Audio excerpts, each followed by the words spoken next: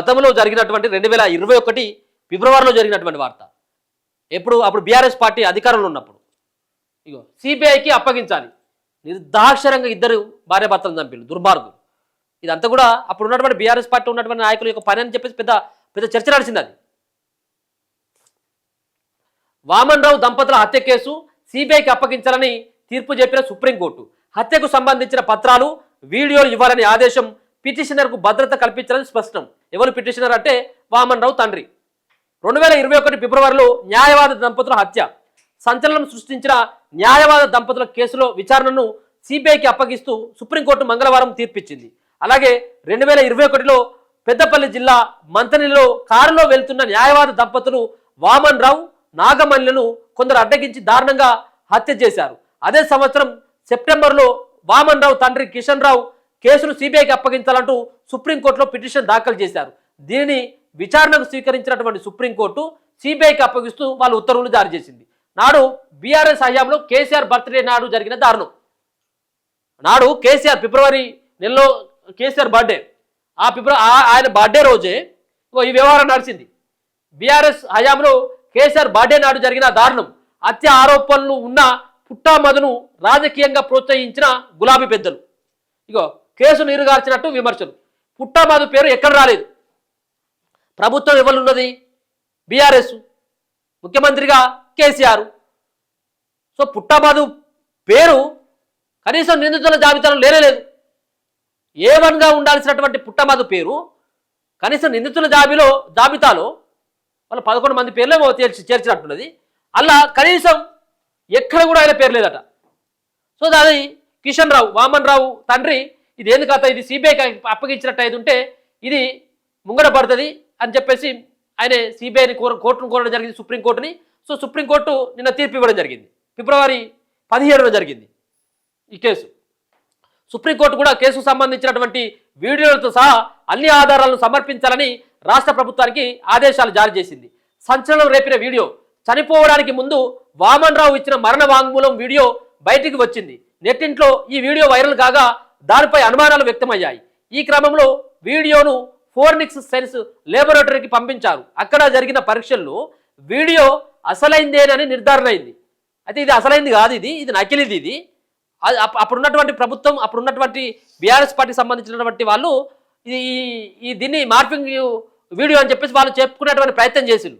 కానీ ఇది నిర్ధారణ అయింది. ఫోరెన్సిక్ సైన్స్ ల్యాబొరేటరీ ఏం నిర్ధారించింది, ఇది అసలైనటువంటి వీడియో అని చెప్పేసి నిర్ధారించిండు. అక్కడ జరిగిన పరీక్షల్లో వీడియో అసలైందని చెప్పేసి నిర్ధారణ అయింది. అదే విషయాన్ని సుప్రీంకోర్టుకు తెలియజేసిన ప్రభుత్వం కేసును సిబిఐకి అప్పగిస్తే ఎలాంటి అభ్యంతరం లేదని పేర్కొంది. ఈ క్రమంలో కేసును సిబిఐకి అప్పగిస్తూ సుప్రీంకోర్టు తాజాగా తీర్పిచ్చింది. అలాగే కిషన్ రావుకు భద్రత కల్పించాలని ఆదేశాలు జారీ చేసింది. ప్రత్యేక రాష్ట్రంలో తొలి సిబిఐ కేసు ఇది 2021 జనవరి 17. అప్పటికే రాష్ట్రాన్ని బీఆర్ఎస్ పాలిస్తుంది. ఆ రోజు కేసీఆర్ బర్త్డే కావడంతో రాష్ట్ర వ్యాప్తంగా బీఆర్ఎస్ శ్రేణులు సంబరాలు చేసుకుంటున్నారు. మధ్యాహ్నం 2:45 సమయంలో పెద్దపల్లి జిల్లా రామగిరి మండలం కల్వచెర్ల దగ్గర వామన్ రావు దంపతులు వెళ్తున్న కారును అడ్డగించిన నిందితులు ఇద్దరిని హత్య చేశారు. ఇందులో నాటి జడ్పీ చైర్పర్సన్ పుట్టామధు దంపతులు తన మేనల్లుడి ద్వారా దగ్గరుండి నడి రోడ్డుపై ఈ హత్యను చేయించినట్లు ఆరోపణలు వచ్చాయి. ఏది పుట్టామధు అప్పుడు జడ్పీ చైర్పర్సన్గా ఉన్నాడు, మంత్రి జడ్పీ చైర్పర్సన్గా ఉన్నాడు. అప్పుడు పుట్టమధు దంపతులు తన మేనల్లుడి ద్వారా దగ్గరుండే నడి రోడ్డు పైన నరికి చంపిల్లు. ఎంత దుర్మార్గానికి పాల్పడరు చూడు. ఇక నడి రోడ్డుపై ఈ హత్యలు చేయించినట్లు ఆరోపణలు వచ్చాయి. అప్పటికే బీఆర్ఎస్ పార్టీ ఇసుక మాఫియాపై కాళేశ్వరం ప్రాజెక్టు మాటున జరుగుతున్న దోపిడీపై హైకోర్టు వేదికగా వామన్ రావు దంపతులు ప్రశ్నించారు.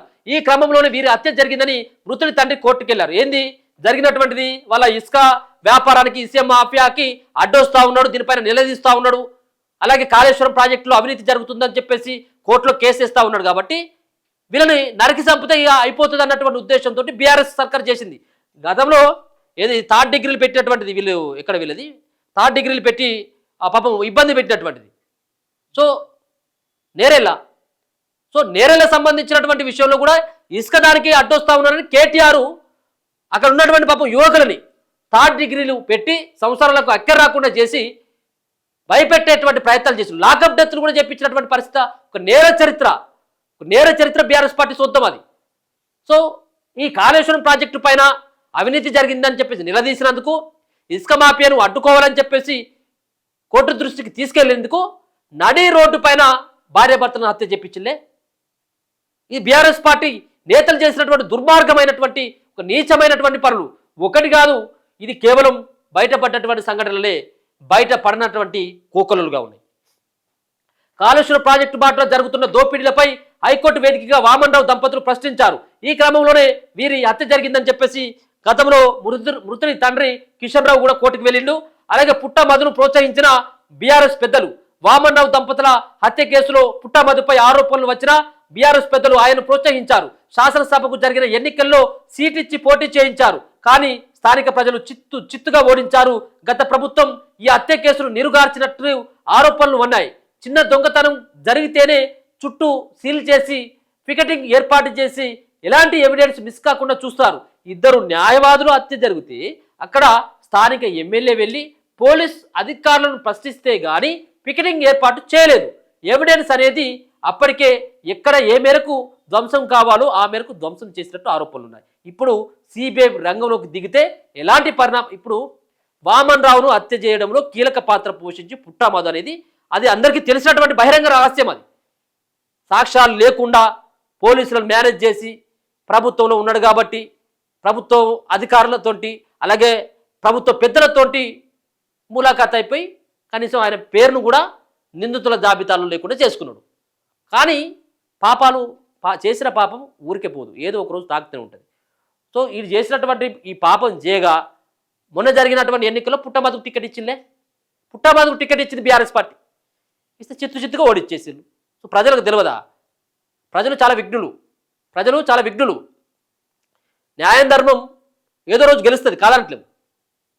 కానీ ప్రజలు అవకాశం వచ్చినప్పుడు ఏ విధంగా తిప్పికొట్టాలి, ఏ విధంగా మడత పెట్టి దంచాలో ప్రజలు చూసుకుంటారు. సో మొత్తానికి వామన్రావు సంబంధించినటువంటి ఇద్దరు న్యాయవాదులే, ఇద్దరిని హత్య చేసిందే. వాళ్ళ ఆత్మ శాంతించాలంటే అసలైనటువంటి నిందితులు బయటకు రావాలి, అసలైనటువంటి నిందితులు దొరకాలి. సో అందుకని చెప్పేసి సిబిఐకి అప్పగించింది సుప్రీంకోర్టు. చూద్దాం ఏ విధమైనటువంటి ఫలితం ఉంటుందనేది.